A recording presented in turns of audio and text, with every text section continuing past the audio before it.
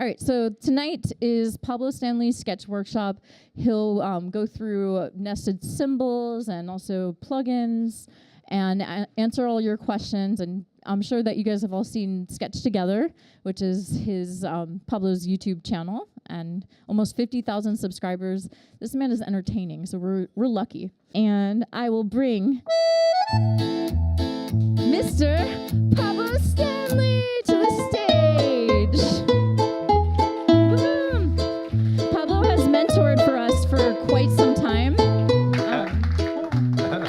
He's awesome. No, he's been a mentor for Cascade for a long time, and he's a great friend, and he's we're really lucky to have him teach us tonight. But we're gonna dance, and that's one of his characters as well. Yeah. Okay. Thank you. Pablo. First of all, thank you, Andy, for having me here, and also thank you to the Eventbrite team to make this possible. By the way, I know some of them. They're great to work with, so you should apply for those one of those positions. They're a really cool team. They have they have a practice room over there for if you also like to make music. So that's pretty dope. But let's talk about today. So today we're going to I don't know if you saw this in the beginning, but there's some resources that you can download. This is optional. If you want to follow along, some of you probably like to actually just play around with all this stuff, but you can just like close your laptop too and just look at me and my beautiful giant face. And so, hi, I am a designer, un diseñador. That's how you say it in Spanish. It sounds cooler, diseñador. And I make illustrations. I make more illustrations. I also do artsy-fartsy stuff. I paint and stuff. I'm pretty sure a lot of you have this graphic design background. I also write comics. That's kind of a creative outlet that I have. I have also a comic series called The Design Team. I don't know, it kind of talks about a design team in a tech startup, so you should check it out, probably. And I also do UI and UX design, which is probably what we're going to be talking about today, at least a tool that is pretty common in UI and UX design. And this is kind of, in a way, in perspective, it's kind of new to me. I moved in here to San Francisco and I started as a UX designer, and I didn't know anything about what UX design was, but it sounded like it was super easy, just like boxes and text layers. And I was just like, I can do that. I realized that it was more than that, and I went through a learning process. Just like it was a little bit painful in the beginning because I didn't see a lot of learning resources, at least like 4.5 years ago, and then it was. While I was learning, I realized like probably I can share what I've been learning, and probably other people have that same problem that I have. That is like there's not enough out there to teach you all of these tools that are out there. They're just like it feels like sometimes that every week there's a new prototyping tool. So and I like tinkering with tools. So I was like, okay, well I love doing this and I love using this. Probably I can share what I learned from this. And I also, right now, I work at Carbon Health. It's a startup, it's a healthcare startup. And I also have, like Andy said, I have this YouTube channel. That's where a lot of the stuff that I've been going to be talking about, there's probably a video about that too. So you should check it out. If you don't want to pay attention to me right now and just like walk out of here, you could just go to the YouTube channel and watch it anytime, binge on it. And enough about me. That was just to sound legit.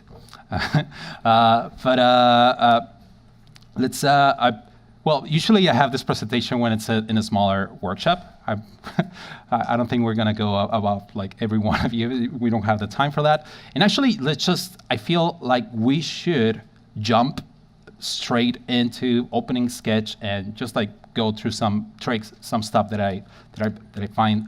Oh wow, okay. Yeah. Oh, yeah. By the way, my name is Pablo Stanley. A little bit late. Okay. Apparently, I have duplicated that. Can I take a selfie? Can you turn on the lights really quick because I'm going to forget later? And I just yes. There you go. Thank you. Okay. 1, 2, and can you see yourselves there? Yeah. Pretend like you are enthusiastic about all of this. Thank you so much. Okay, cool. So let's, for those that have downloaded the resources, it's in a website that looks like this, /resources, sketchtogether.io/resources for whoever wants to do this. You need Sketch, you need a MacBook, and also you will need this thing. This is the most important thing. Just download the files. It's a Dropbox link. If you don't want to download the whole thing, download a file that's called a sketch class. At least download that one. You should be good, okay? So the sketch class, it's a file that looks like this. So I usually use this file for workshops that I do, just like 4 to 6 hour workshops. But today we're going to just look at a specific part of this workshop, and we're going to be focusing on plugins and on also on symbols, nested symbols. And if we have the time, we're going to look at another design tool that you probably have heard about. It's called InVision Studio. And probably we can open it and just like look at it, just like a quick demo of what you can do on it. And that's it. Over here on the left, there are different pages. And this, okay.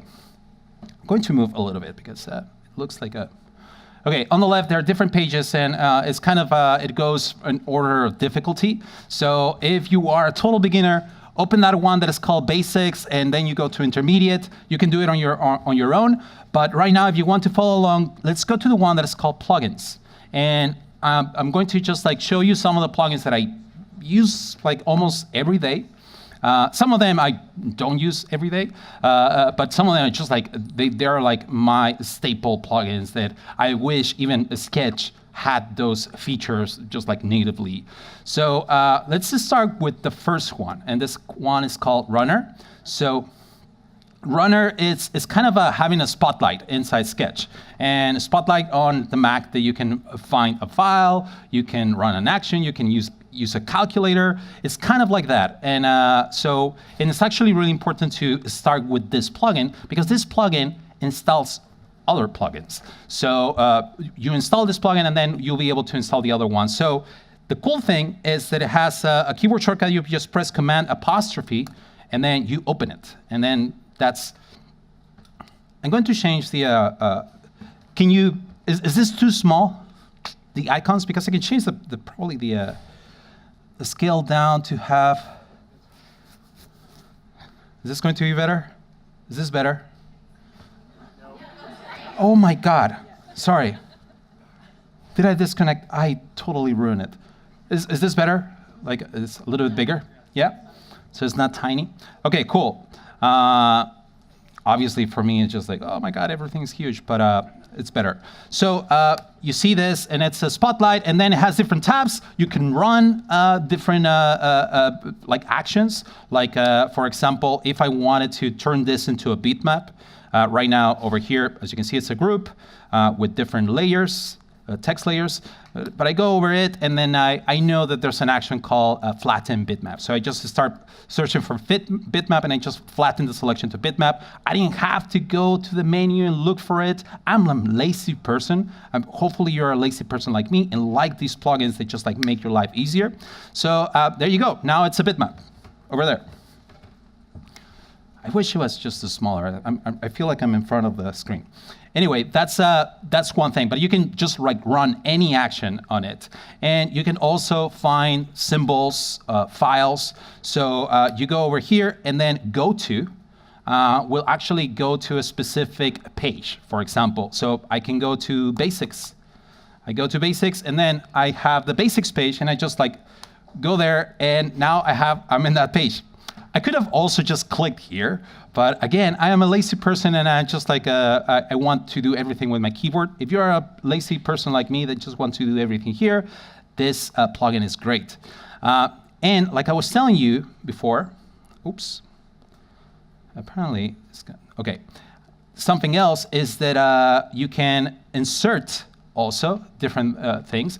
Once you start building a symbol library or that has nested symbols and has multiple variations, then your library starts getting pretty big. And it's kind of hard to find all of those things because, for example, to insert control for a dark text selection or probably a section header that is light default header, I have to go through all of those things and then just to insert this thing here, right?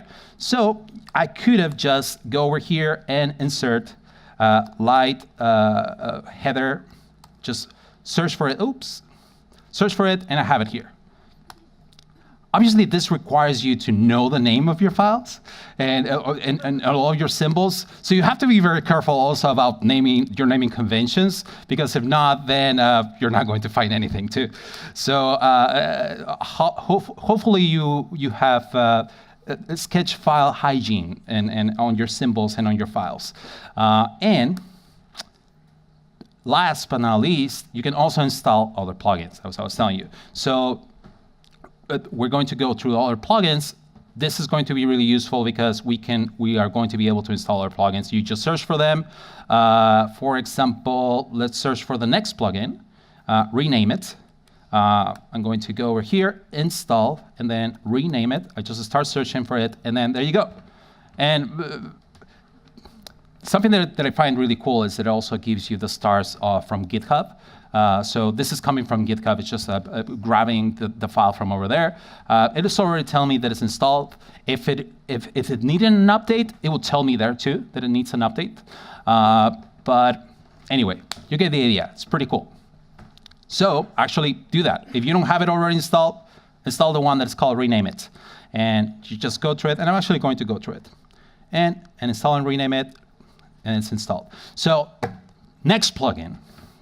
Next plugin is one of those, like, it just does a little thing that will change your workflow. It will help in your workflow a lot. And one of those things is changing your layer names and changing your artboard names and your groups and all of that. And sometimes, like I was saying before, if you're not very careful with that, it's going to be really hard to find those things that you want to find. If everything is called group 1, group 2, copy 3, copy 4, it's really hard to know where those things that you want to use are. So it's good to name this thing over here to look pretty neat. And I usually try to name everything like if someone else was going to open my file and I want it to be for them, they can open it and understand what the hell is going on. And that actually makes my life a little bit easier in the future. If I don't remember something, I just like go there and it makes sense to me too, because sometimes I have different files, I open it, I go back in a file that in an exploration that from 2 months ago, and I was like, if everything is just like with crazy names, it's going to be really difficult for me to edit it. So this thing helps you rename your elements. I mean, I'm not doing the plugin, right? It's just like, just show us the plugin, Pablo. Okay, so over here, you're going to see that I named these things. It's just like the default names, group. It's just a group, I create a group, and a sketch just named in a group. But I wanted to be something that is more meaningful, so I just select those, and I press Command-Control-R, that's the shortcut for this plugin, or you can just go to Plugins, rename it, and then say Rename Selected Layers. And then it gives you this input. You can just like call them whatever you want, and I'm going to call them cards, for example, card, and that's it. So that's really simple, right? But the idea is that I didn't have to double click on each one, write card. Double click, Command C, Command V, double click, Command C, Command. You save yourself like what? Like probably 20 seconds there, but those 20 seconds will, they add up. in time. So, and also sometimes we don't even do that because of the time. And because and we just leave that stuff named group and we forget about it because it's so difficult to do it. We just don't do it. So now you have no excuse to have your files with bad naming conventions. Okay, that's it. Another thing that is pretty cool is that sometimes you want to not just have card. You want to enumerate them.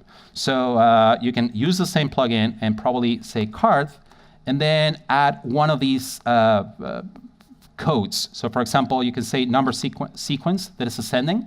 So it is card percentage n, the n that is minúscula. How do you say minúscula? Lowercase n, then that's going to be ascending. If I were to do it descending, I would just change this. Just like a little formula that you have there. For those that love Excel sheets, probably you will love this too.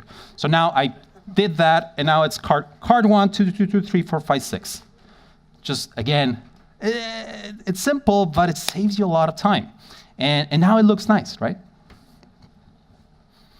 Now, another thing, sometimes you already let's say that this one it's already called Jeanette, it's already called Patrick, and they all have the name that you already want, but you want to add something else to that name.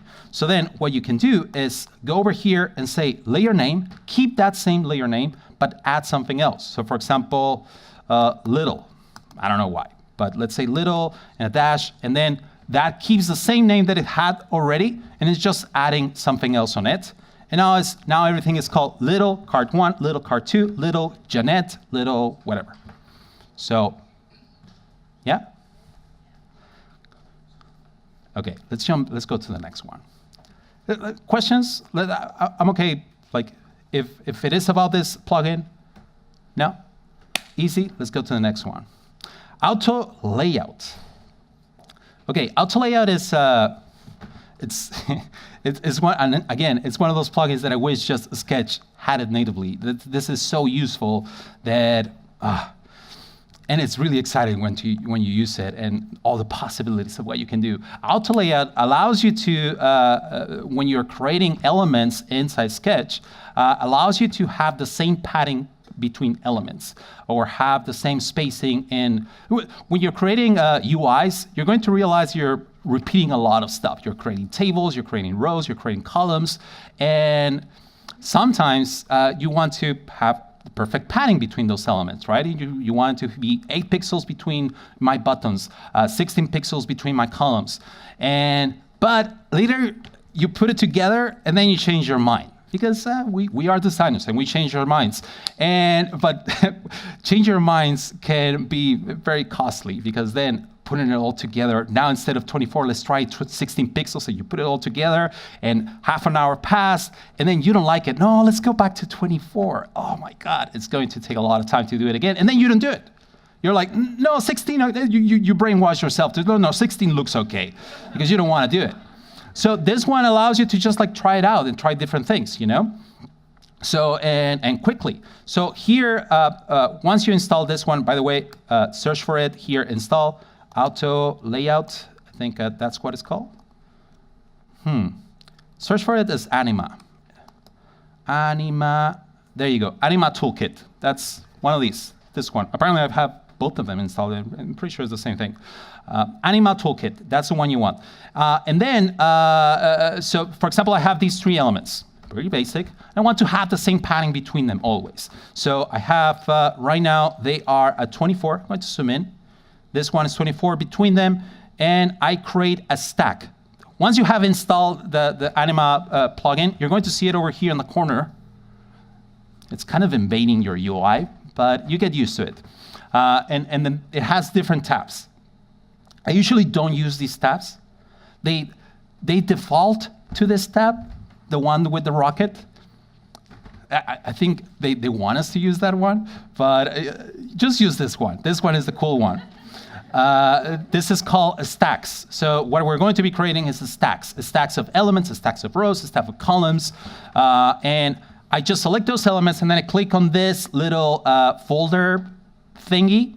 I click on it, and then it created a stack. And then it has these options that tells me what kind of stack am I creating. Is it a vertical stack or is it a horizontal stack? And then it has these buttons to show if it is left align, center align, right align. And then this one works a little bit like everything will have the same width or the same height.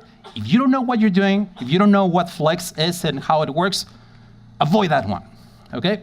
Because it will create some weird stuff. But left align, we all understand that. It looks like nothing's happening over here, right?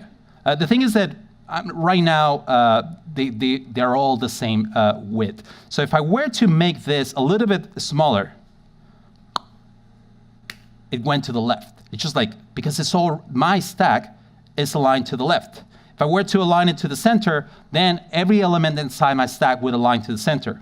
Right now, by default, but it detected that the spacing between the elements was 24 pixels. So it kept that value for me, but I can change it. I can go ahead and say like, you know what, let's try 16. I like my white space, so let's do 32. Oh yeah, your art director will ask you for more white space. You can do it quickly. And then right now it's center align. Let's you can change this over here. Let's change it to the right, and you can also do horizontal. By default, it kind of predicts where things are going. It went vertical because it kind of saw all the elements that were stacked in a vertical way. But I can change this to horizontal. Let me move this out of here so we can see it, because if not, it's going to break. I'm going to change it to horizontal, and now it puts the elements horizontally, and they are, let me see, their padding is 32. If I were to change it to 16, I can do it just like that. And come on, this is pretty dope. This is like dope as hell. It's going to save you so much time. Do you see what happened there also? Right now, since this is now a horizontal stack, the elements align not to the left, to the right. They align bottom, top, and center. So right now it's aligned to the bottom, but I can align it to the top. And for example, if I were to want to move this guy over here, my stack will be like, nope, where are you going? We're all aligned to the top. Get back in line. You know, this one too, if I wanted to want to move it, I couldn't be, because it's part of a stack, and the stack is all, one of these is dominating. But if I were to move this one a little bit higher, then all of the rest will follow, because now that one is dominating my stack and it's a little bit higher, right? That makes sense, right? And I can, anytime, just change it back to vertical. How do you know which one's dominating? Well, it's dominating, like, for example, right now, let's do vertical. Let me select it again. And it's aligned to the left. The element that is furthest to the left is the one dominating. Right now, they're all aligned to the left. But if I were to move this one over here, that one is not dominating, because those two elements are already further to the left, right? But if I were to move this one a little bit over here, then that one is dominating to the left, so everyone follows along. Yeah? The same, let me make this a little bit bigger. And let's say that I were to align it to the right, then which one should be dominating? That's purple, not blue? Okay. Okay, yeah, you're right. That's the one that has that's dominating all the way to the right. So that's the one that everyone will follow along to that. If I were to go to the left, still the purple will be dominating. And that's actually how aligning works in Sketch. Just like whenever you want to align anything, if the element that is all the way to the top, that's the one that is actually dominating if you want to align all the way to the top. Yes? What will happen if someone that doesn't have a plugin installed opens this file? Yeah, the question is, that's a great question. What happens if someone opens this file and they don't have the plugin installed? Will things break? No. So they don't break, and everything will stay the same. It will look the same, but once they start editing the stuff, if the plugin is not installed, it's not going to be aligning, or the spacing is not going to be changing. Whatever the last state that you saved it at, it saves like if the plugin was installed. Yeah. Something else that you're going to notice here is on the left, sorry, 1 second, is that this thing here, can I move it? Oh, it's the projection. What am I doing? I wanted to move the screen. Let me move the screen. This folder changed to a different icon, and that's the icon that we see over here. This icon is replacing the default icon of a group. And that way you know that's a stack. And also change the name to stack group. So I can, remember, we can come back and if we had multiple stacks, we can change the name with Command R. What's up? Is there a way to standardize plugins across the team, or do you just do it manually and everyone tells each other? Question is, can you standardize plugins across the team? I don't think there should be a plugin for standardize the plugins. Not that I know, but I'm pretty sure that there might. Whenever you have a question, is there a plugin for this? How can I do this? Search for a plugin. There might be a plugin for that. But no, it's just like you have to talk to your team, and if someone is proposing something that is valuable to your team, that is going to make your design system a little bit better and your workflow a little bit better, then you have to discuss it with your team, and probably they can all implement it. That is communication, very important. Okay, so some examples really quickly. Here, this is already stacked, so I'm just going to, for example, if I were to move this one, no. By the way, also the spacing here is 24, right? If I were to make this a little bit bigger, see how the elements already, since this is, the spacing is I want to keep the spacing consistent, the other elements realign. Let me see, for example, here I have, you can stack stacks. You can stack nested stacks. That was my graphical way of nesting stacks. So just like groups, you can put for example, here, in this example, I have a stack of columns. So this is a full stack, like this group of columns is one stack that is being aligned vertically. And then each column is a stack too, because I want to keep the spacing. Oh man, you don't know. One of these times I'm going to fall here. I'm trying to be very careful. I'm kind of afraid. There's a space in between these elements, and there's also space in between the elements here. It's a little bit too wide. You cannot see the gray. Let me real quickly so you can see the background. It feels like it's too light. There you go. Much better, right? And let me lock it so I don't select it. So there you go. So over here in my group, I have one that is called, I got it. So it's columns, and inside my columns, that's one stack, and inside the columns, I have column, singular, which has elements inside. And those columns have different picks. So if I were to, all of this have apparently 16 pixels between them. So if I were to make this a little bit smaller, for example, this column, I make this whole group, I make it smaller, then the elements realign because the stack is trying to keep the spacing consistent between them. If I were to make it a little bit bigger, then they will be pushed to the right because, again, the spacing between these elements should be 16 pixels. If I were to make this a little bit taller, then it also pushes the elements below, but not only that, it's also pushing all of the elements here. Why? Because my stack is actually the thing that I told you not to use. Apparently I'm using it. And this thing is actually saying that everything, all the elements will keep the same height.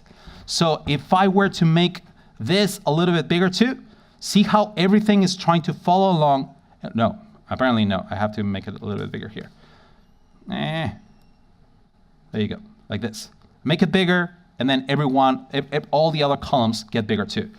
If I don't want that, just keep it probably aligned to the top. And now if I make this a little bit smaller, for example, then it just aligns to the top, and not all the columns start realigning. Did you say it behaves like Flexbox? Sorry? Did you say it behaves like Flexbox? Exactly, yes. It is like Flexbox in a way. So that's how they advertise it, and yeah, I think that it's pretty much just like that. The elements are aligned in different stacks. Yeah, just like that. You can also, by the way, you can also use this thing over here from this same plugin that is for pinning. You can pin, just like you pin and stuff on Sketch. But this one is like all the resizing options that you see over here. This one's over here, they're like on steroids. You can use percentages, you can use very specific sizes. So if you are, I don't use it at all because I feel like I prefer to use the native options as much as possible because if there's an update to Sketch or something, I know that it's going to work better than if I use a plugin. So I usually don't use that, but this one is perfect. And just another example right here. Here I have a stack inside a stack inside a stack. So this whole group is a stack. If I were to move this element around, hold on, let me move it like this. If I were to move this guy over here, see how it realigned, it pushed the other content. If I were to move this guy over here, realign, also the same. Since this is also a stack, I can just move this guy over here and then it pushes the elements. I have to realign it. But then even these elements here are also part of a stack. So if, I don't know, you want to test, what if we move the button to the bottom next to the price? Will that create more conversions? You're probably doing A/B testing, stuff like this. What if we, I don't know, put the bottom all the way to the top? Product managers, sometimes they want stuff like this. You can easily do it like that. You're like, yeah, can you put 2 buttons? There you go. Anyway, you get the idea. But this is all playing around with this, and a great way to learn anything is just by trying to break stuff and just like pull it apart, see how these things are made, and then it will kind of make sense. And also just test it, break it, press all the buttons until it's clear. Okay, let's move on to the next one. Oh, sorry. Questions about this one? Okay, let's move on. Next one. This one, I really like this one. It's called Patty. So Patty allows you to, it's very similar to auto layout, by the way, but it has something different that I think it makes it very special. And this one allows you to create buttons or elements or cards. Their size is going to be dynamic depending, it's going to change depending on the content. And then the padding around it. For example, if I were to edit this text, I wanted to, if I make a long label, then I want the background to also grow and adjust to the content, to what is inside. And I want the padding to be consistent, right? Where it says probably here I have 32 pixels, over here 16, 16. And I want that padding to be consistent. So this allows you to do that. So for example here, if I were to select this guy and say, yo, and it didn't work. Hold on, do I have it installed? Oh, where is it? Patty. Oh, I don't have it turned on. Well, that's a mistake. Hello, let's try it out. There you go. You see what happened? That was super quick, right? Let me zoom in. Hola, amigos. There you go. So what's happening there? The size of the container is changing depending on the value of the elements inside. This is really basic. It's just a text layer. And then we have a container. This is a container, just a background rectangle. And then the magic happens with a value that you put in the layer name. So the layer name over here, let me try to make it a little bit higher. Let me move this page a little bit higher. There you go. There you go. So over here, I have this layer, I have this group that is called button, and I have 2 layers inside, a text layer and a rectangle. And the rectangle you're going to see in the name, can you see back there? You're going to see that there's a value enclosed in 2 brackets. And that value is kind of how CSS works. For those that know how CSS works, when you're determining the padding values around something, that's how it works. And you put a number. The first number will determine the top padding of an element.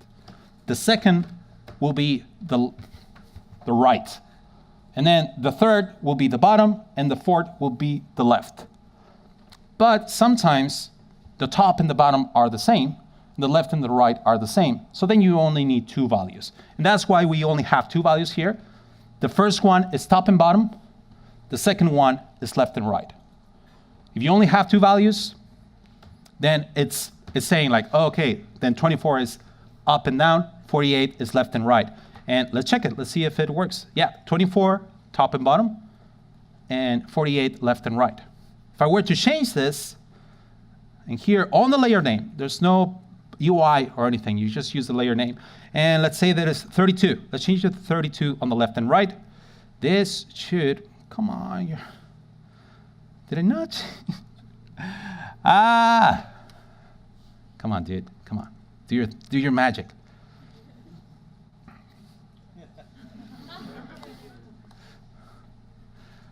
Okay, I was not expecting to be that slow. Sometimes it's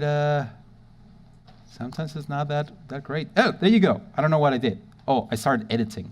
You kind of have to start doing something else, and then it will be like, oh, what's going on over there? There's a 32. Something changed. So now it's 32. That was not too exciting, right? But yeah, so hello. Now let's check it. It's 32, 24. Let's see if it changes. Let's see if it does the magic super quickly. Let's change it to 16. And it didn't. Oh, there you go. I don't know. Sometimes it takes a little bit of time. But do you see the change? Now there's 16 here and 32 on the left and on the right, and 16 on top and bottom. And it's all about this little value that you put over here. Now, something else that you can do is also, I invite you to check out the GitHub page. There are a lot of other things that you can put here. You can center align, you can left align elements. You can also use different codes here to say, hey, don't put any padding on the right. For example, here I could say 16x 32 on the bottom, and then on the left, let's say that is 48. And there you go. You see how it's 48 over here, 16 over here, 32. And if I were to change this value, then it doesn't change over here because that's being ignored over here. It's being ignored with that x.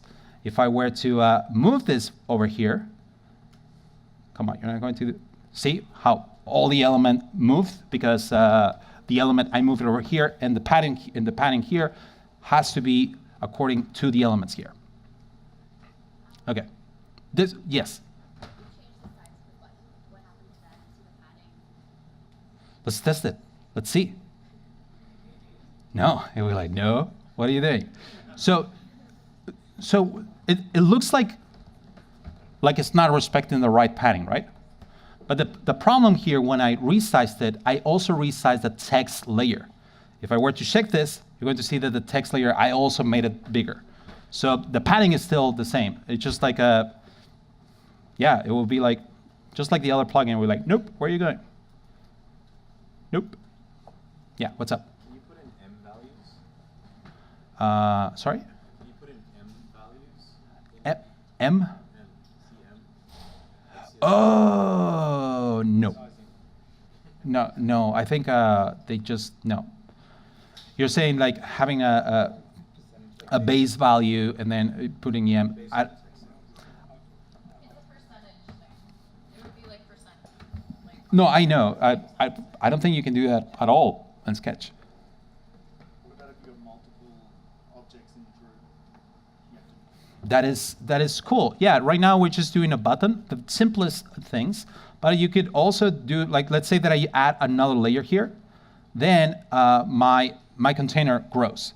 So you can imagine having, for example, I don't know, an icon here. Let's say that this is a beautiful icon, and then the padding will also react to that icon.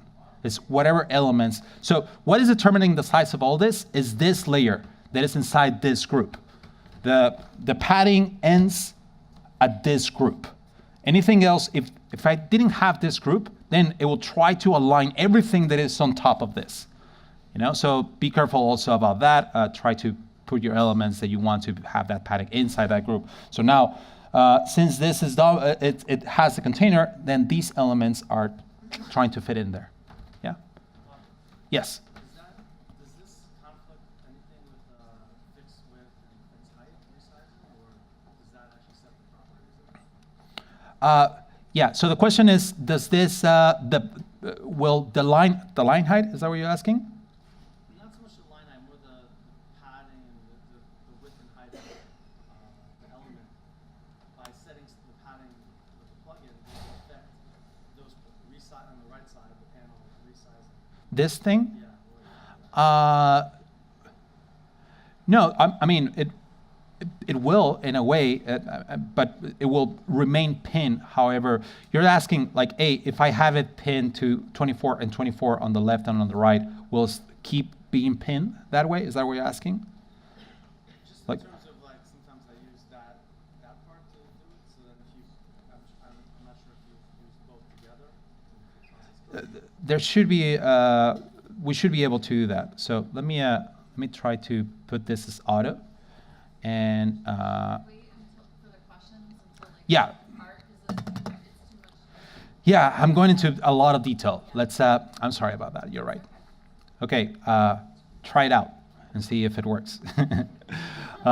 Okay, sketch icons. I'm going to do them really quickly. Sometimes you want to import a lot of icons from SVG files that you already have, and then you want to turn them into icons in a library or inside your, I don't know, symbols. So this will allow you to do that super quickly. Let me open a new file. And over here, I'm just going to go to sketch icons. I'm pretty sure that I have it installed. Sketch icons. Import icons, a lot of different tools, but let's import icons. And then one of the resources that you downloaded was SVG files from Font Awesome. And those are just like flat SVG. And I want to turn those into, put them in an artboard and make them symbols so I can access them later. So I'm going to say that my artboard size is going to be 24 pixels with a padding of, I want it to be a little bit bigger. Let's say that it's 2 pixel padding. And then I'm going to add a color mask too. And I don't have color mask from symbols. Let's create really quickly just a color mask. So I'm going to create, a color inside of my library. So I'm going to say that I have a blue, and I'm going to turn this into a symbol, color/blue. And then I'm going to go back to my symbols, and then I'm going to duplicate this, and I'm going to call it color red. So now I have in my symbol library, in my symbols, I have 2 different colors that I will be able to use as nested symbols later. So I have 2 colors. I'm going to go back. I'm actually going to stay here in the symbols page, and I'm going to go to plugins, sketch icons, import icons. I'm going to change this again, and I'm going to add a color mask. This will allow me to use a color, one of the symbols, one of these ones that we just created, as a color mask with my SVG file behind it, used as a shape as a mask. It's going to be more obvious. And right now I'm selecting that same one that I just created, color/blue. And I'm going to, document source, current file, and then continue. And I'm going to go over here to my resources. You should have this, SVG Font Awesome. And these are just like icons, SVG icons, that they're free from Awesome, but I just put them there so you didn't have to download them again. I'm just going to select all of these, but you could select multiple. And I'm going to say, okay, let's do your magic. Apparently these colors are huge. Okay. So over here, it imported all of those SVGs. I mean, that was super quick, but this would take a ton of time. Just putting all of these. And also, see over here, there's the color that we created, the symbol. Now it's applied as a mask. So I can, over here in my design, I can just come and insert one of these symbols that I just, let's put align justify, let me zoom in, and I can change the color really easily. Instead of blue, red, you know? And I want to change the icon, I can go back over here and arrow left, for example. Now, you probably want to put all of these icons inside a folder, so icons/arrow, icons/home. So we just learn how to do that, right? We can just select all of these, Command-Control-R, and then say, keep that layer name. And then over here, I'm going to say glyphs, / and then keep that layer name. That way, it will create that slash for me. And that way, over here, I can just go to symbol, symbols, glyph, and alarm clock, for example. And then change to red. It's pretty dope. Yeah. Come on. Yeah, so check it out. Install it also with this thing, Runner. Let's continue. Share text styles. So one of the things that you, when you're creating a symbol library, it's really easy to just create a symbol library and then share it with your team, or just like save it and then reuse it across different documents. But one thing that symbol libraries don't do is text styles. And that's something that you're going to be using across documents too. And so you probably want to do it in one file where you have all your headers, all your paragraph, the left align, the right align, all of those. And you want to use it in a different file. This plugin just allows you to export your text styles and then import them in a new file. So for example, here, it's a mess. So sorry, but I have a ton of different text. Oh man, I don't know what happened there. But let's say that I do want to use all of these and I want to use them in a new document. I create a new document. And, well, before I have to export them. So I'm going to say plugins, share text styles. Where is it? Share text styles, and then export text styles. And then this will just create, I'm going to go to my desktop. And yeah, this will create a JSON file that you can, anyone in your team or yourself can just like open that JSON file with this plugin and then import everything. Let's save it. And now in this new document, let's test. Hello. As you can see, there are no text styles here because it's a new document. But if I go to plugins, share text styles, import, now I'm importing. I'm going to go to the same file. And now I should be able to see all of those. So it's pretty useful. It just like saves you a lot of time. You don't have to copy paste all of those elements. That will be the only way to actually copy text styles. So this, again, this is one of those things that just like Sketch should just like do natively, but they don't do it. So, but there's a plugin. I'm going to skip this one, content generator. Check out their GitHub page, probably something that you want to use. I want to use this. This one is super simple, but I love it. Clipboard fill allows you to copy anything, an image that you have on your clipboard and put it as an image fill in any shape inside Sketch. So for example, let's say that I search for Kanye West. Kanye West. And I go for an image. What do you want? Do you want happy Kanye? We want sad Kanye. Let's do sad. But he has a nice hair. Let me zoom in, and I'm actually going to take a screenshot.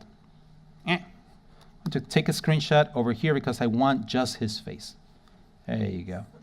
I took a screenshot. Now I have that screenshot on my clipboard. And I can go to any of these shapes, and I can go to plugins, and then clipboard fill, and just clipboard fill.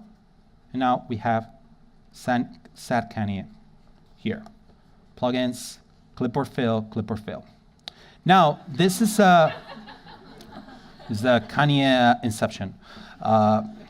So this is just like, it's great. If you see here, you're going to see that this is an image fill now. It was before, it was just a flat color, but now it's an image.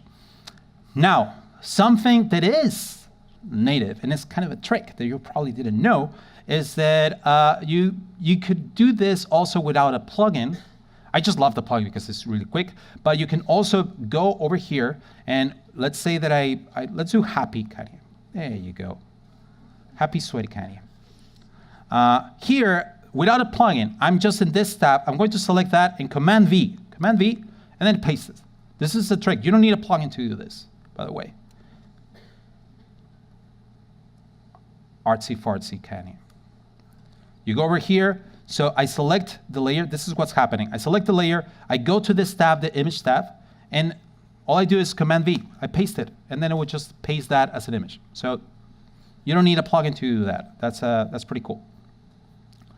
Let's go to the next one, Symbols Organizer. If you are like me, you're going to create multiple symbols and different instances and different things, and you start imagining symbols that you're never going to use, but you are like, no, but I want that state of this button to be there available for me later.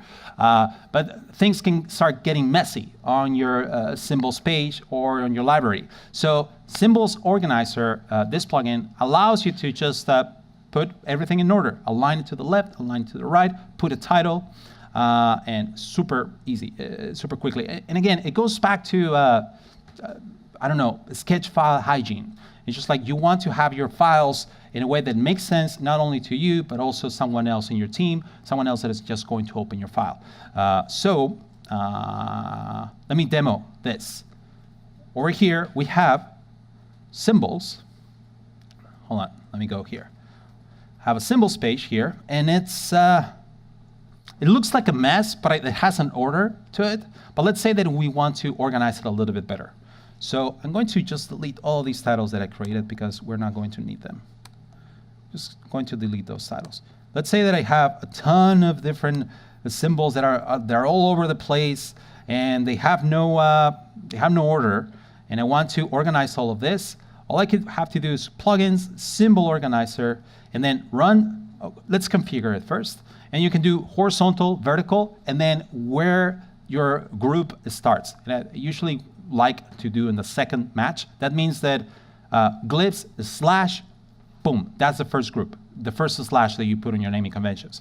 And then you can say that the group space. You can add also a title. I like doing that. And that's it. Let's just do that. Organize, and organize everything for me. Now everything is actions, and apparently I named all of these buttons as action/search, action/upload. Over here have app icon, so the name is app icon/Facebook, app icon/Instagram, and all that. And anyway, this just allows you to be more organized in a really fast way. Look at this. This looks beautiful. Okay. How are we on time? Are we good? Yeah? What time does this end? Whenever you want it to. Oh, we can go for hours, baby. Okay. It's up to you guys. Yeah, okay, cool. Let's finish plugins, okay? And then sketch measure. Sometimes, who here uses a developer hand-up tool? Okay, some of you, it's great, good work. There are some developer hand-up tools out there that are like Zeppelin, Envision Spect, and there's also this one that is called Measure. It has a developer hand-up option to it, but I think what this tool, this plugin, the difference between this plugin and the other ones is it allows you to add like hard-coded redlining into your designs. Sometimes it's good to actually print something with the sizes, with the spacing between the elements, and doing that, it takes some time. And sometimes you don't do it because it's, who has time for that stuff, right? But some people do want to see it physically or see it on the screen and just like always have it there. So for example, here I have a redlining that allows me to see the size of this and also allows me to see the spacing between this element and the artboard. So to do this, let's use the plugin. Let's use this card to just put it outside here. And I want to have the redlining of the size of the width of this element. So I go to plugins, sketch measure, and then it has a little toolbar. It's really nice. And then what do we want? We want the size of it. Let's click on this one. And yeah. And now it gives me that. I can just move it around if I wanted to. This saves you so much time. And let's check. Is this actually 260 pixels? Yeah, there you go. And you can also do, for example, the spacing between elements. I want to redline the spacing between this text layer and this image. So I select those two, and I go to this other tool over here that is the spacing, and then it just puts that label that says it's 16 pixels. And obviously, this can be annoying when you're designing, so you can turn off all of that by going here and clicking on this. And you want to turn it on again. By the way, and I don't know how this plugin communicates with the layers, but you can, oh man, I'm gonna fall. They are just groups over here with really weird names. Just don't mess with those. So they are groups and they are elements, but you can turn them off and on here. And you can also do it here on the layer list. That's it. Those are the two things. You can add comments, you can add color. Yeah, let's do the color one. Yeah. No colors added. Okay, don't do that. Anyway, that's part of the useful thing. Okay, so who here has next plugin? That was that plugin called Measure. Install it. It's pretty dope. Yes. I was going to say that actually we have until 8:30, so we have an hour. We have an hour. Okay, cool. Yeah, I'll go quick. We'll almost finish with plugins, and then we'll get into symbols. So another cool tool. Who here uses has designed something for Android devices, or there you go, or material design. You know what material design is, right? Is the design language by Microsoft. Oh my God, they will by Google, and it's pretty dope. It's just it's a design system that they put out there to create native apps and also for web apps. They use it, and they also encourage their developers to use that same language and when they're creating apps. So if you ever are creating an experience and material design for Android devices, then you will want to be able to use that design system, and then tweak it to make it yours, but at least have it as a starting point. So this makes it super easy. You don't have to go and check on materialdesign.com, whatever, the google.com/material design, and check all those little values. Here, you can just insert an elevated button, a chip, a form, that it follows all the rules from material design. So, for example, all this stuff here was created with this plugin. So let's go to plugins, sketch material, and what do you want? Want a button?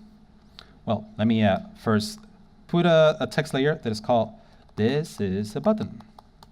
Well, it's not a button yet, but with the sketch material button, let's say erased button, now it turns it into a button. And again, it's following what do you call this? The elevation of it is according to what material design it recommends to do, the little shadow. And also the color is one color, but you can change it anytime. You can go and change it because it adds a graphic style to your document. And then you can change it, and then it changes everywhere else where you're using that. So that's one. Buttons, you're going to be using a lot of buttons, but look at this. Imagine having to do this and with different values and aligning everything. Again, sometimes you don't even do it because it's so difficult, right? So with this thing, it's just, let's do that, chips. Now here it has this little UI. You can start like adding elements. For example, sketch, Cascade, SF, Julio Iglesias. Did you see that? That's an autocorrect that I have in my computer. Whenever I write Julio, it autocorrects to Julio Iglesias. You want to see it again? Julio. I'm not lying. There you go. Anyway, let's say that I want to delete this one. I don't want Cascade. I want to put it at the end. I'm not deleting it. And then you select the style that you want to use, a color chip, for example. You generate it, and boom, it puts it for you. Again, how much time are you going to save yourself with this? So it's pretty dope. But it's not only that. I invite you to use all these little things. You can create snack bars, tables, tooltips. You can create forms. Yes, let's do forms because this one is actually It's just like mind-blowing. Whatever. Forms. Let's do forms. So for example, let's say that I want a drop-down, and this is a drop-down. Drop-down. And then let's put a placeholder as hello, and a help text, Cascade. That is my first, it's a drop-down. Let's add another one. Let's add, this one is going to be a checkbox. So you just start adding as many options as you want to your checkbox. See, you're seeing a preview over here. Let's add another one. This one is going to be just a text value. You can edit this here, and then generate. Generate. Where is it? It's somewhere. Oh my God, where is it?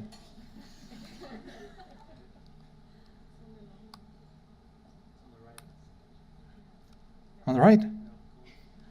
Cold? Oh my God, it's right? Down? Up? Oh, it's here. I'm sorry. It's hidden from me. There you go. Now you have it. Now you just had a little background. La la la. Oh my God. This is. What are you? This is a question. What are you going to do with all this time you're saving yourselves? I'm being very serious. Like, you'll finish things so fast, and then suddenly what took you a week, you do it in 2 days, and you have to pretend that you're still working. You know, your boss is going to be like, "Are you done? Let's give you more projects." So you can play a video from my YouTube channel, and it will look like you're doing something, you know, because it's a screen capture. And then you could just like close your eyes, paint some pupils. Okay, cool. So that's material design. Then craft by Envision. Have you used craft? Do I need to talk about craft? No, let's not talk about craft, but I invite you to use craft. Craft is great. It's a little tool over here. If you use already Envision, this is a great tool to sync your prototypes, put data, and use real data. Hold on, I'm going to show you something that I'm pretty sure you didn't even know. Okay, so over here, let's say that I want to insert images, not just from any Unsplash images. I want to put images from a specific website, probably a website that you're working on. Instead of downloading all those images and I don't know, like downloading and then pasting them, you can, oh my God, there's an update. Install, restart sketch, install. This is me right now. Okay, craft. Come on. Okay, what happened? Okay, page one. Oh my God, what happened? I'm sorry. I'm sorry, guys. I'm being a mess over here. I do want to show you this. I think you will find it really useful if you haven't used this before. So okay, I'm going to select all of these, and then I'm going to insert images. And then the photos that I'm going to insert, I'm not going to say custom. I'm going to go to web, and I'm going to go over here to, let's say Dribble. Say, wow, idiot.com. Yeah, don't forget about that .com. So and then I can just click on an image, and then it would just like put images from that website that I'm at right now. So I could probably, let's say that I do, like, let's copy this link from Google. I'm copying that link, and I can totally go here and put that same URL here. Now I can put Kanye images here. Oh, the happy, Kanye is the big one. He's happy. Okay, sad Kanye. Cool, but that's not only with images, it's also with text values. So for example, if I were to select all these text values, for example, and I were to select this text value over here, it would change it. Well, they're all Kanye West. So let's go to another website that has a lot of text values. Tell me. Oh, there you go. Let's go to a specific website site on Eventbrite. Eventbrite.com. I recommend doing the search of the URL first here because the window there is pretty small. Oh, actually, yeah. Oh, aw. Thank you, guys. Okay, cool. So we go to Eventbrite, and we have a lot of different text values. So let's say that we have a design with different cards. You're going to use this. Come on. You're going to have to apply this. And then we want to, instead of copying pasting all of these text values, I just click on this, and then it puts those text values there. You see what happened there? Let's say that I clicked on the date, and it was just like grabbing all the dates from that side and then putting them there. And let's say that locations. It's just like grabbing all the different locations from that specific website and putting it there. So let's say, actually, locations probably, the dates should be here, right? So I'm going to put dates here on the left. It broke it. Anyway, you get the idea. God damn it, I should have not shown that. That's it. Okay, that's, some of you didn't know that.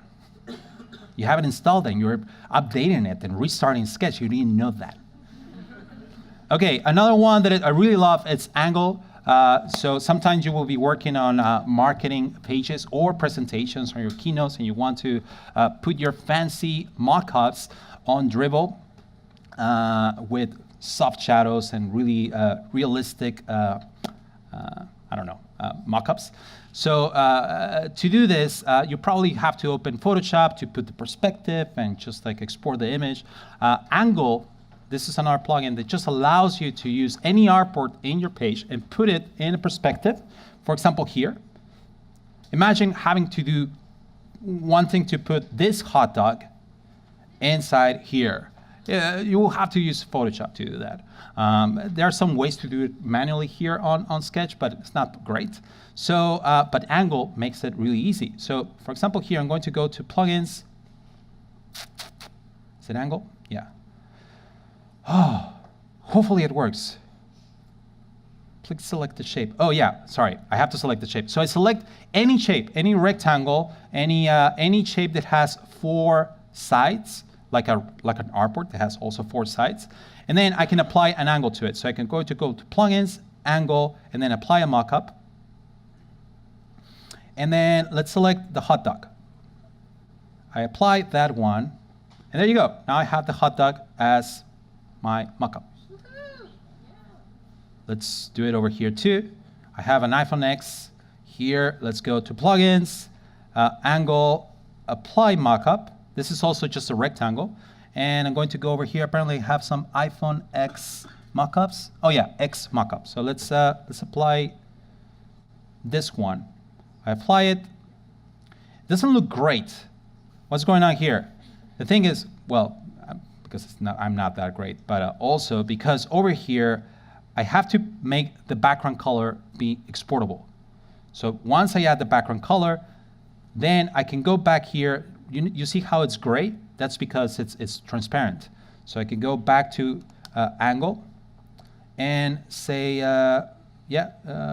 same mockup, apply, and now it's like that.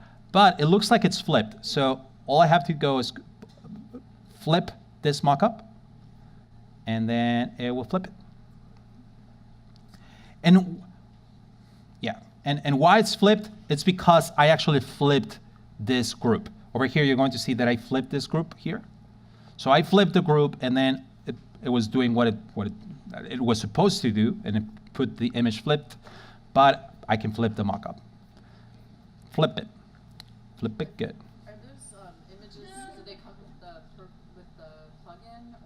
Oh no! Sorry, those images are not images. They're artboards.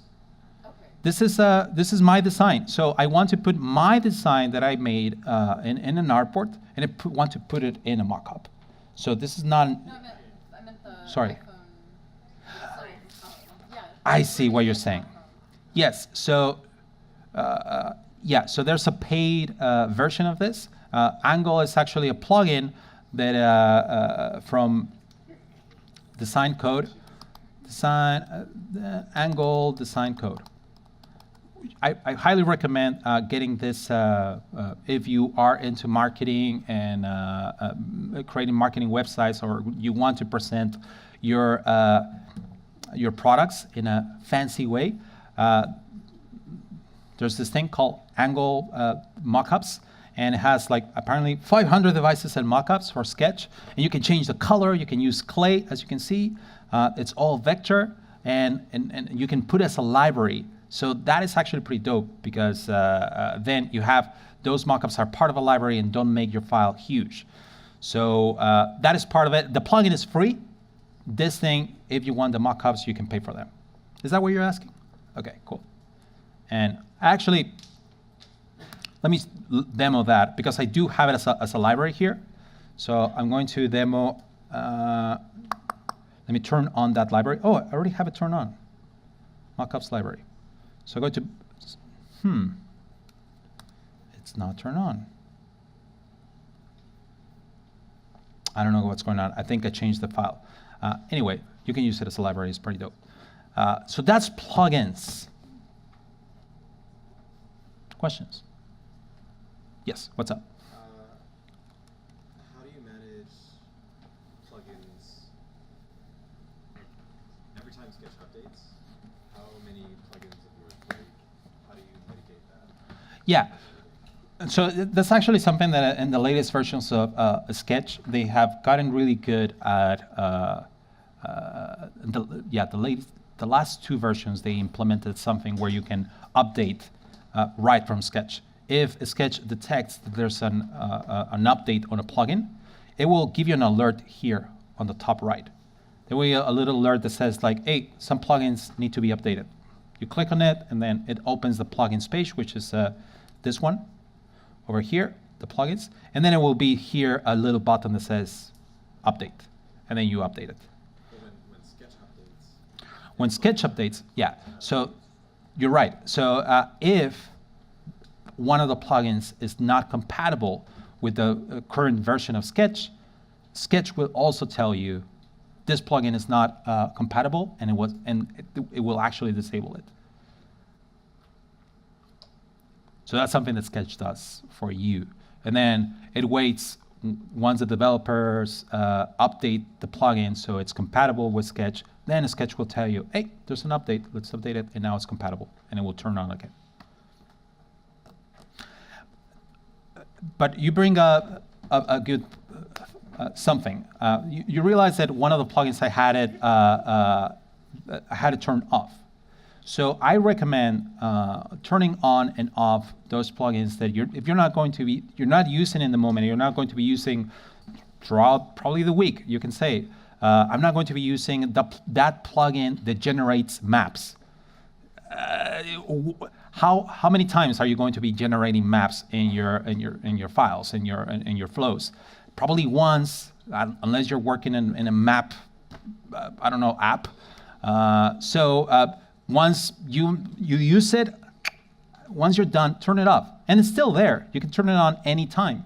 Just turn it off. Why? Because every plugin that you add is actually adding to the performance of your computer. So if you're feeling like Sketch is a little bit slow, probably you have too many plugins turned on. So go to your preferences, to your plugins tab, and then turn off the ones you're not using. And then turn them on again when you need to use them. The ones that I always have turned on is Runner, Angle, Anima Toolkit, Clipboard Fill, Craft, Icons. I'm not importing icons every time, so I have that turned off. This one I do have it on. Marvel 2. Patty, it's another one. It is super cool, it's great, but it feels like it slows down your computer. So if you're not using it too much, turn it off. I'm going to actually turn it off. Rename it, I always have it. Shared textiles. Sketch material, I'm not a sketch measure. Those, I'm not using them all the time, so I just turn them off. And when I need them, I turn them on again. As you can see, I have a ton that are turned off. See, map generator, I have it turned it off. I only generate a map once and that's it. Does that answer your question? Kind of. Okay. Any other questions before we move on to the next thing?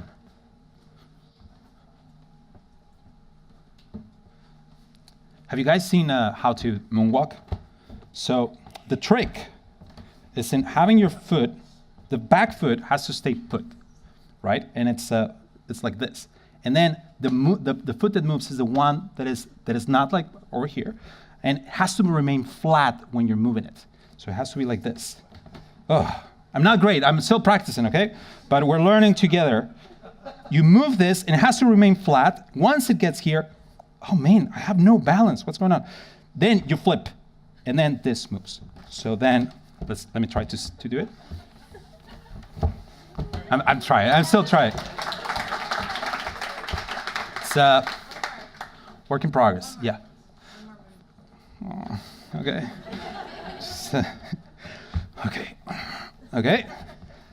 This one stays put. This one moves, but it stays flat. Okay. And then you do like ah. Okay. Ah. Okay, cool. So let's move on to the next page where we, let's go to the page that is called Advanced, for those that are following. I'm going to be talking about, again, about stuff that will feel very boring, which is about naming conventions and also the order of your elements. But it's boring, but it's important, okay, guys? And only the pros do it this way. I don't know what I'm saying. Okay, so symbol overrides. Whenever you're creating, hold on, let me make this a little bit darker. Let me add just a great background here so you can see. There you go. Now you see it's a little more contrast. It's just that it's too light here. So for example, let's say that we want to turn this into a symbol. It's a card that I'm going to be reusing over and over, and I'm going to have an image, and I'm going to have has a title, and it has some content, probably subtitle, a price, number of likes, all of that stuff. And I'm going to be reusing it over and over again, right? So I turn this into a symbol. Right now it's just a group. I create a symbol. It's going to, number one, put it inside a group that it makes sense, right? So for example, this could be, I don't know, UI elements or components, or I don't know. That's something that it's a conversation you need to have with your team or with yourself about what are the naming conventions you want to use across your library. UI elements, and then let's call it card. Card, and then probably card image top. There you go. Now we created one symbol that is called UI elements card image top. And then over here, this is where, let me turn off this plugin, sorry. Anima Toolkit. I'm going to hide this panel so it's not there. Okay, cool. So now that I have this symbol created, I have these overrides, and those overrides are determining how I'm going to edit the text, the content inside. And those overrides need to make sense because if they don't make sense, you don't know what the hell you're editing here. So right now, actually, they already make sense because I already named them like that. This one is, the text label over here is called 48, but the override is called price. That's because the layer, when I turn it into a symbol, the layer was called price. By default, Sketch doesn't, the name of the layer will be the text value that it has. So for example, this text layer, over here in my layer's name, it's called you can override image 2. That's the name of the layer because Sketch is trying to do its best at naming your layers in a way that it makes sense. But when you are creating a symbol like this, you don't want your title to be make it beautiful and keep it classy as the name of your override. You want it to be something that makes sense, like over there, what does it say? Title. The second one, it should be called subtitle, not this is a subtitle. So let's see. Over here, I go to my symbol. And over here, you're going to see that I have a wish list, I have title, price. The names of the overrides are the names of those text layers over here. Again, I know it sounds boring, but it's really important that you do this. Now, something else that is really important to be aware of is the order of your layers. Because over here, the first override is number of likes. But if you see the card, the first thing that you want to edit is probably the image or probably the title. Why? Because well, at least in this side of the world, we read from top to bottom and from left to right, right? So probably the first thing that by logic will be for you to override will be this thing first. So then you want your override to be the title to be the first thing you edit. So this is not in order. The order of these elements is not the order of my elements over here. So all I have to do is just change the arrangement of my files here. So over here, I want to put title on the top, probably subtitle be the second override. So I move them around, price, then my wish list all the way to the bottom, because inside wish list group, I have the one that is called number of likes. And this is optional for you if you want to put the picture at all the way to the top, or you want to put it all the way to the bottom as the first thing you edit. Then I put it all the way here, and now it makes sense. Now if I go back to my overrides, the first thing that I edit is the picture, because over here, the hierarchy of my elements, the first thing that I see is my picture, then the next one is the title, and so on. Again, it makes sense, but we sometimes forget to do that, and later we are like trying to figure out how to use this, and it's kind of painful. We want to make our workflow as fast as possible. So, yeah, whatever, Pablo. Okay, so let's, who here uses nested symbols? Some of you. It's great. Congratulations. You're great. So something that you can do inside Sketch is that you can put symbols inside symbols. Why? Over here, for example, on our card, or overrides were just text values, and also the image. We could change the image. But sometimes we want to override other elements that I have already made somewhere else. For example, an icon. Over here, probably this, I wanted to have an icon here. Sometimes it is a heart, probably it's a picture, different actions that I want to be using across different cards. So probably you have a card that has an action to download a photo. It is a card to like. It is a card that buy now. Different actions, but with the same card. I don't want to create a different card for all of those different combinations. I just have one card, and then I create an action that is going to have multiple different symbols that I can just replace here and use them as overrides too. So actually, let's try to do that. So over here, I have this symbol, and I'm going to remove this. No, actually, I'm going to turn it into a symbol. This thing over here, where the wish list thing, I'm going to turn it into a symbol, and I'm going to call it, for example, card actions. Actions and wish list. Again, this is not very well thought out, but let's just call it that. Card actions wish list, and I'm going to double click, and then here inside, this is a symbol, but this one over here is also a symbol.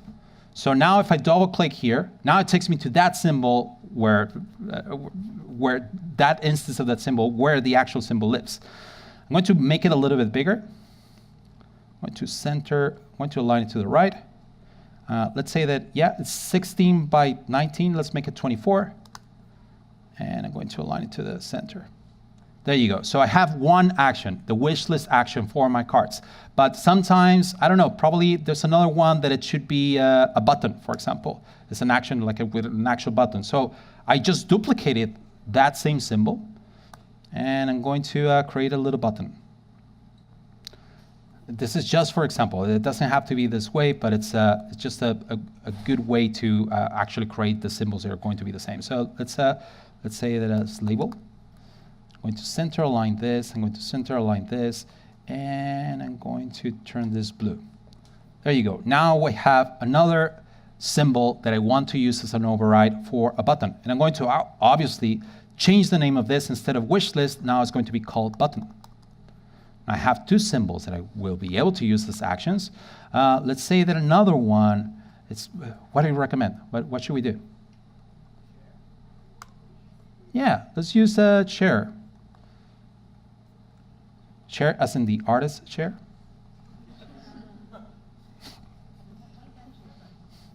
Let's do share and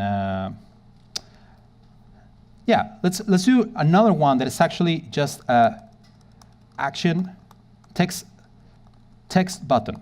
Let's call it that. And that way I can use it as chair, I can use it as whatever.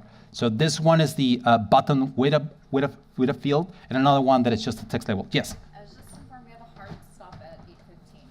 So. Okay. Okay, let me go quick. This is where the magic happens. So right now I created 3 symbols. There are actions. I'm going to go back to that instance over here. Let me realign it because apparently since I set to the original size, let me put it to, so it's 8 pixels, 8 pixels, 8 pixels, right? Now I'm going to return to my instance. This is where I'm actually using this button. Over here, on my overrides, I can change this to something else. This is one symbol, but it has multiple symbols inside. So if I were to, instead of a wish list, I want to add an action, then I can just change the action. If I wanted this to be an action, but it's not a button, but I want it to be more of a text icon, sorry, text link, then I can change it to that. And then I can just change to this instead of chair, let's go. And there you go. So the idea of this is that I didn't have to create multiple symbols of this. All I had to do is this smaller component, create those things, and then actually even that action, I could even use it in other symbols.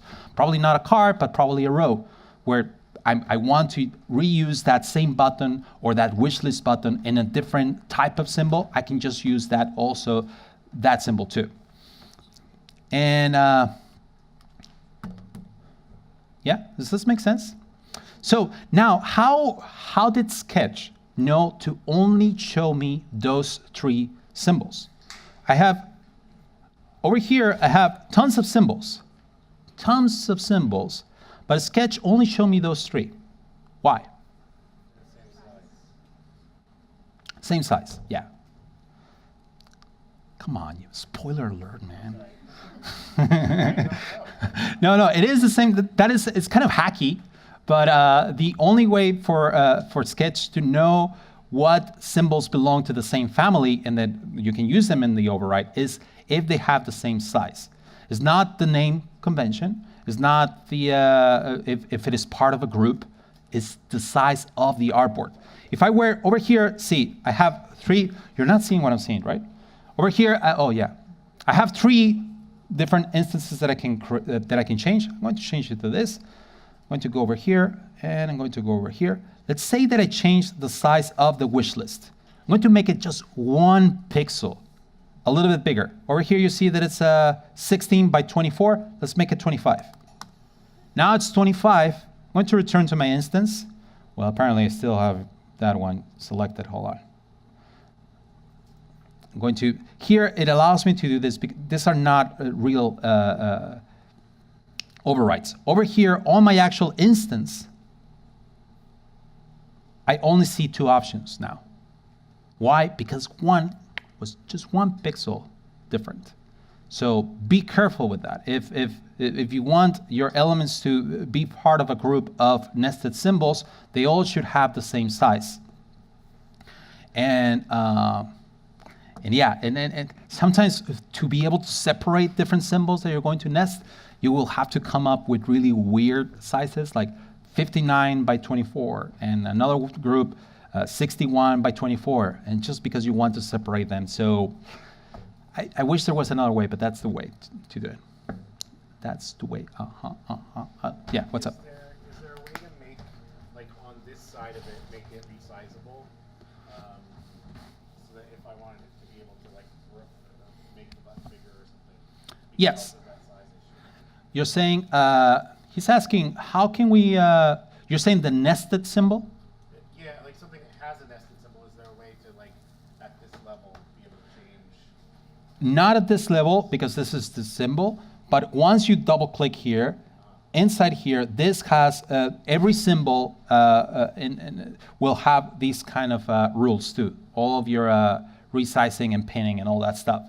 So let me ungroup all this stuff. So this element actually is pinned to the bottom right, and it's also fixed width, fixed height. That means that it will always, if I resize my instance, this will always remain the same size and just pin. This is over here, it's pinned to the left, to the right. So let's actually try it. This same card, I'm going to put it here, and then I use another instance of this card, and I'm going to make it a little bit bigger. So since everything is pinned, everything is how it's supposed to work. Oh, apparently not that one. Let me edit that.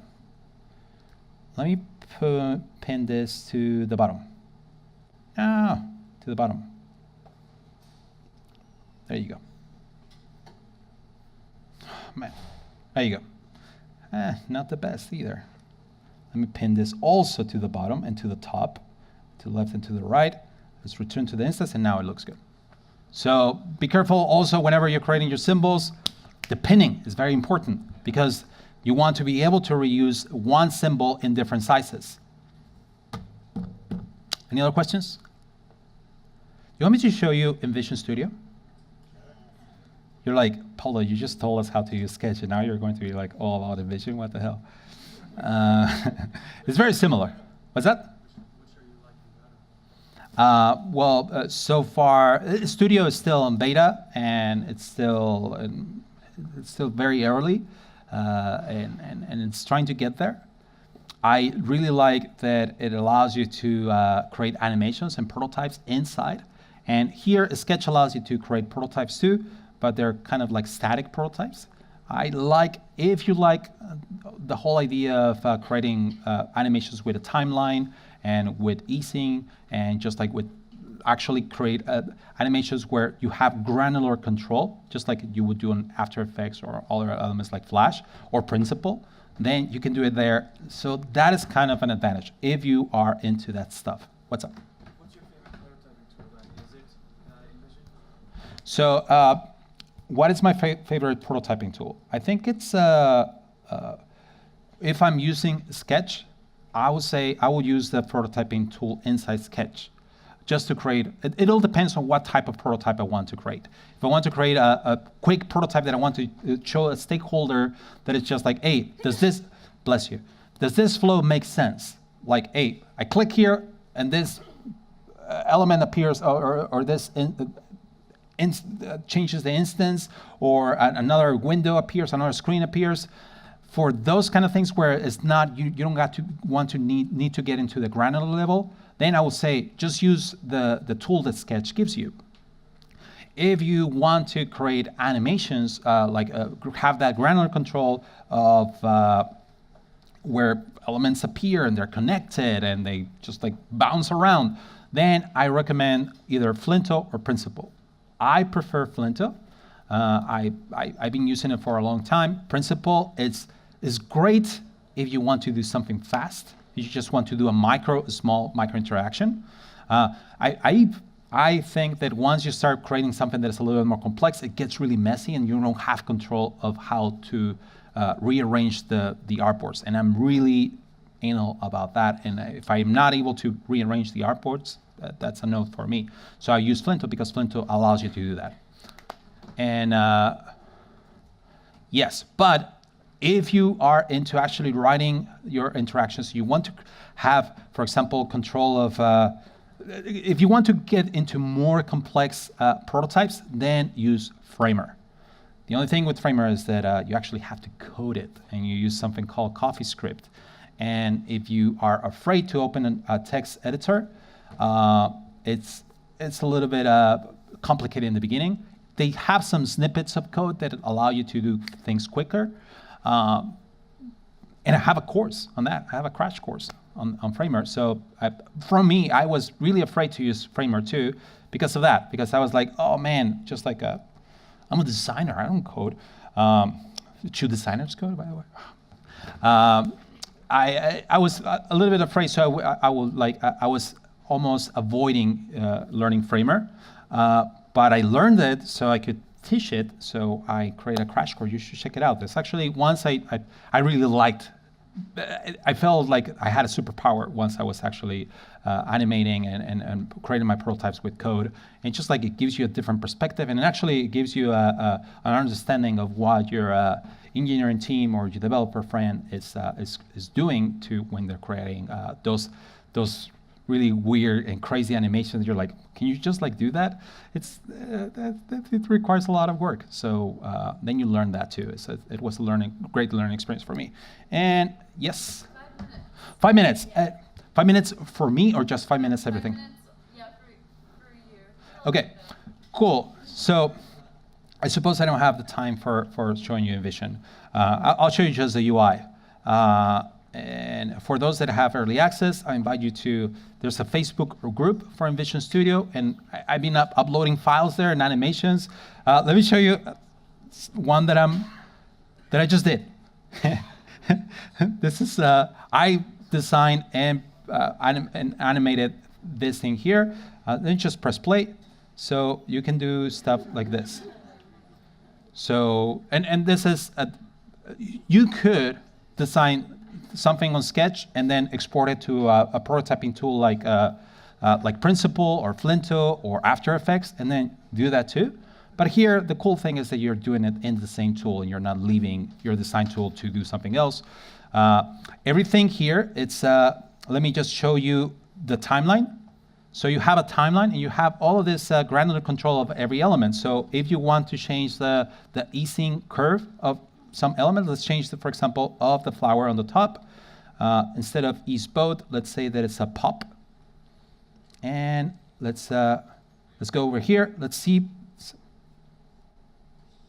I think, yeah, I don't know if you see when it goes down, it's a little bit harder.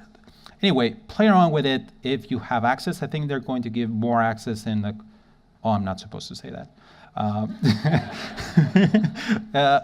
They're going to give more access later.